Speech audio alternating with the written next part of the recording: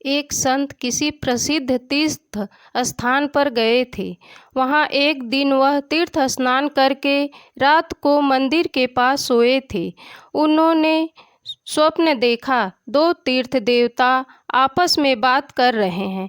एक ने पूछा, इस वर्ष कितने नर नारी तीर्थवर्ष में आए? लगभग 2 लाख आए होंगे। दूसरे ने उत्तर दिया, क्या भगवान ने सबकी सेवा स्वीकार कर ली? तीर्थ के महात्मा की कोई बात नहीं तो उनमें बहुत ही कम ऐसे होंगे जिनकी सेवा स्वीकार हुई। ऐसा क्यों? इसलिए कि भगवान में श्रद्धा रखकर पवित्र भाव से तीर्थ करने बहुत थोड़े लोग आए। जो आए उन्होंने भी तीर्थों में नाना प्रकार के पाप किए। कोई ऐसा भी पुण्य है जो कभी तीर्थ नहीं गया, परंतु जिसको तीर्थों का फल प्राप्त हो गया और जिस पर प्रभु की प्रसन्नता बरस रही हो। कई होंगे, एक का नाम बताता हूँ। वह है रामू चामार। यहाँ से बहुत दूर केरल देश में रहता है। इतने में संत की नींद टूट गई। उन्हें बड़ा आश्चर्य हुआ और इच्छा हुई केरल देश में जाकर भाग्यवान रामू चामार का दर्शन करने की। संत केरल के लिए निकल पड़ा। बड़ी कठिनाई से केरल पहुँचे। पता लगाते लगाते एक गांव में रामू का घर मिल गया। संत को आया देखकर रामू बाहर आया। संत ने पूछा, क्या करते हो भैया? जूते बनाकर बेचता हूँ महाराज। रामू ने उत्तर दिया, तुमने कभी तीर्थ यात्रा भी की है? नहीं महाराज, मैं गरीब आदमी, पैसा कहाँ से लाता? तीर्थ यात्रा के लिए यात्रा का मन तो था, परंतु जा सका नहीं। तुमने और कोई बड़ा पुण्य किया है? ना महाराज, मैं नीच पुण्य कहाँ से करता। तब संत ने अपना स्वप्न सुनाकर उससे पूछा, फिर भगवान की इतनी कृपा तुम पर कैसे हुई?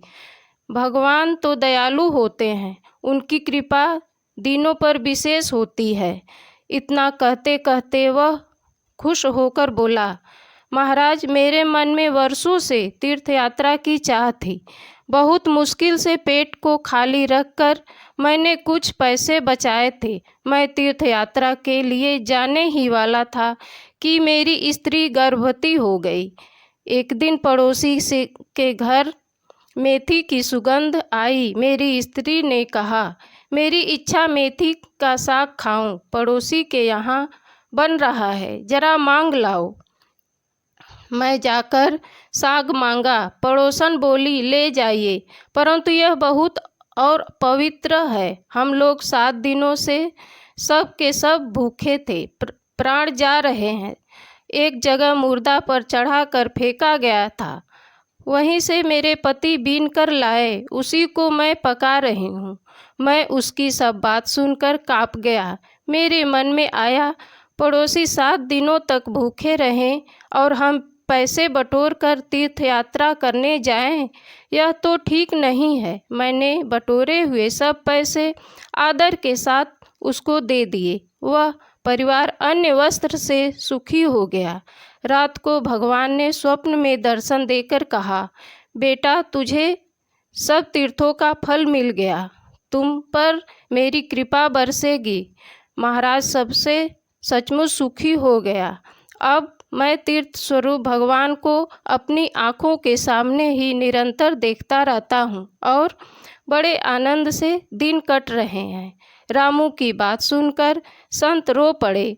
उन्होंने कहा, सचमुच तीर्थ यात्रा तो तूने ही की है।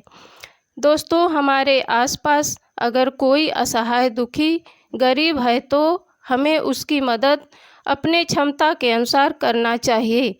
उससे बड़ा कोई पुण्य का कार्य नहीं है।